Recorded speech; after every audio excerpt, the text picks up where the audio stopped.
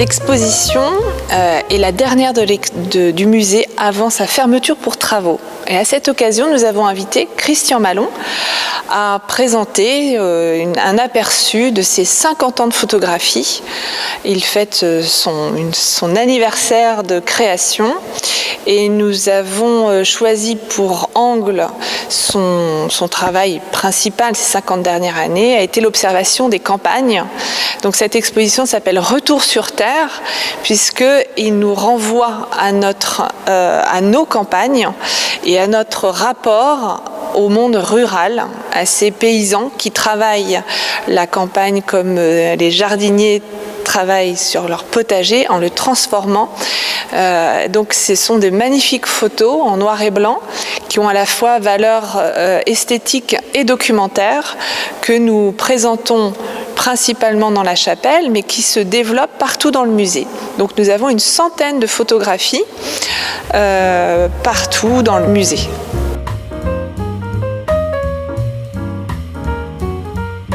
Alors, Christian Malon est né en Auvergne et il est arrivé assez vite à Vire.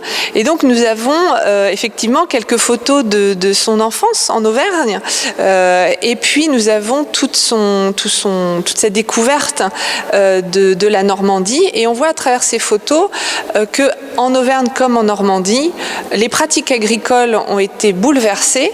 Et c'est pourquoi nous avons aussi dans cette exposition un tracteur qui s'appelle un petit gris, qui évoque pour lui le passage de l'attelage au tracteur, à la mécanisation, qui a été le premier signe d'une vraie révolution agricole. Christian Malon, donc photographe, virois depuis près de 65 ans, voire plus. J'ai le plaisir de présenter cette exposition avec le musée de Vire, qui est organisé par le musée de Vire, qui s'appelle Retour sur Terre et qui recoupe un peu 50 ans de mes photographies sur le monde rural, en Normandie bien sûr, mais aussi en Auvergne, mais aussi en France et aussi dans le monde. J'ai voyagé, mais je crois que les photos celles qui resteront, ce sont ces photos du bocage et ces photos de la Haute-Auvergne qui sont mes racines en fait.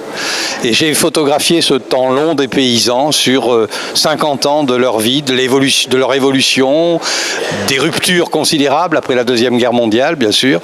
Donc voilà, c'est une tranche de vie du monde paysan et de ma vie en même temps. Ah oui, les foires de Normandie, j'ai fait plusieurs ouvrages sur ces foires de Normandie et sur la foire d'Étouville bien sûr, mais aussi les autres foires, Montilly, Gavray, Lessé, Briouze, donc des foires, Saint-Hilaire-du-Harcouët, qui sont un événement pour le monde paysan, qui reste un événement d'ailleurs, même s'il n'y a plus beaucoup d'agriculteurs, il y a surtout des curieux, des urbains, comme on dit maintenant, dans ces foires. Oui, on a mis un point d'interrogation parce que c'est une question récurrente, cette fin des paysans. On en parle depuis les années 50, depuis le début des 30 Glorieuses. Quand je suis arrivé dans le bocage, après la guerre, près de 30% des actifs étaient des agriculteurs. Aujourd'hui, ils ne sont plus que 3%. Alors ça fait 10 fois moins. Le monde agricole, vous le voyez devenir je crois qu'il y a une double monde agricole. Il y a un monde agricole qui sur un modèle productiviste, avec une agriculture intensive, des fermes qui s'agrandissent. Je pense qu'ils vont vers un modèle industriel. Ça me chagrine un peu, je ne vous cacherai pas, par rapport à ce monde paysan que je porte. Alors, il y a aussi de l'agriculture durable, il y a aussi de l'agriculture bio, il y a deux grands schémas d'agriculture. Je pense que les deux sont viables, je l'espère, pour l'élevage en particulier, c'est pas évident. On parle beaucoup de la ferme de 1000 vaches, on parle des grandes exploitations de Hongrie, de Pologne, on parle aussi de la financiarisation de l'agriculture avec les Chinois qui achètent des terres en France. Donc c'est un sujet complexe, c'est un sujet qui est un sujet d'aujourd'hui. un sujet d'aujourd'hui.